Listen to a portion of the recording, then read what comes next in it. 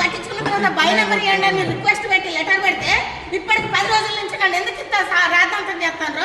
నేను ఎంఆర్ఓ చుట్టూ కూడా ఇంకో 10 రోజులు ఎట్లా తిరగాను? మీరు అసలు మున్సిపాలిటీ తప్పెట్లా జరిగింది? ఒకే ఇంటి నెంబర్ ఇద్దరు కట్టించారు, ఎందుకు జరిగింది తప్పు? నేను అది అడుగుతున్నా.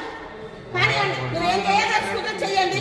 నాకు ఆ లోన్ వద్దు, నాకు అసలు ఇల్లు కట్టుకోను, నాకు ఇందిరా ఇల్లు కూడా వద్దు, ఎంతవరకైనా నేను పోతా. కానీ నన్ను ఎంత ఇబ్బంది పెట్టదలుచుకున్నా పెట్టండి. మీరు అలాంటి సాదా సీదా మనుషులతోటే కదా మీరు చేసేది, చెయ్యండి. మీరు ఎందుకు ఇయ్యారో కమిషనర్ గారు ఏం చెప్తారో అది కూడా విన్న తర్వాత నేనేం చేయాలో నేను చేస్తా. కానీ నేను ఎందుకు ఒప్పుకుంటా?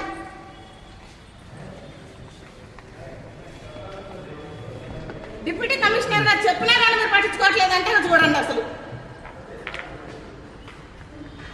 ప్రకాష్ నగర్ అండి, ప్రకాష్ నగర్ ఎఫ్ఐ గోడం పక్కన మా ఇల్లు. నా పేరు కరుణ. ఒక్క ఇంటి నెంబర్ 4-8-11115. మాకు అసలు మామూలుగా అట్లా ఇచ్చిన నెంబరు. తర్వాత మేము ఇంటి పనికి అప్లై చేసుకుంటే మాకు వచ్చిన నెంబరు 4-8-11119. మాకు గవర్నమెంట్ ఇచ్చిన నెంబర్ మున్సిపాలిటీ నుంచి 2 సార్లు పన్ను కట్టినాం. మా కాడ రిసిప్ట్ ఉంది, 2 సార్లు కట్టినాం. తర్వాత మాకు అవసరం నిమిత్తం ఇందిరమ్మ ఇల్లు వస్తే ఇల్లు కట్టుకోవడానికి డబ్బులు లేవు, నాకు చాలా కష్టాలలో ఉన్నా, ఇబ్బందులలో ఉన్నానని నేను ఆ లోన్ పెట్టుకుంటే అప్పుడు తేలింది నాకు ఈ విషయం అంతా.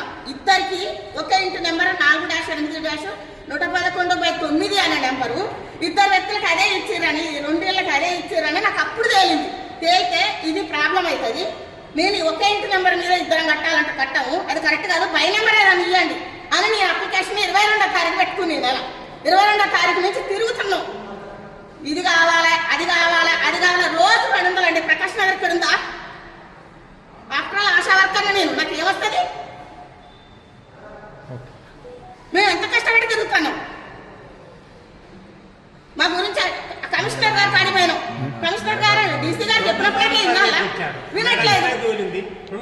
మళ్ళీ ఇప్పుడు ఎంఆర్ఓ ఆఫీస్ చుట్టూ తిరగనట్టు ఇక్కడ తిరిగింది కాక మేడం చెప్తే 2 నిమిషాలలో అయిపోద్ది. 2 సార్లు ఎంక్వైరీకి వచ్చింది. మేమేదో దొంగలమైనట్టు. అసలు గవర్నమెంటే మీరు చెప్పండి. అసలు గవర్నమెంటే ఇచ్చేటప్పుడే ఇంటి నెంబరు చూసుకొని ఒకరికి ఇచ్చిన నెంబర్ ఇంకోళ్ళకి ఇవ్వకూడదు అనేది చిన్న ఆలోచన చేసి ఇచ్చినట్టు ఉంటే ఇంత ఇబ్బంది నేను పడను కదా. అది ఎవరి పొరపాటు? నా పొరపాటు, వాళ్ళ పొరపాట? ఇచ్చిన వాళ్ళదే కదా. మరి అది ఎవరి పొరపాటు? మరి ఇంటి పన్ను కడతాను, అప్పుడైనా కలిసి చెప్పాలి. పన్ను కట్టించుకునేటప్పుడు అమ్మా నీది ఇంటి నెంబరు ఇద్దరికి వచ్చిందమ్మా అని అప్పుడైనా పన్ను కట్టించుకుంటున్నప్పుడు చెప్పాలా? అది కూడా చెప్పరు ఆఫీసర్లు. డబ్బులు కట్టించుకుంటారు, పోతారు. తయారు ఉన్నారు ప్రజలు ఇబ్బంది పెట్టడానికి.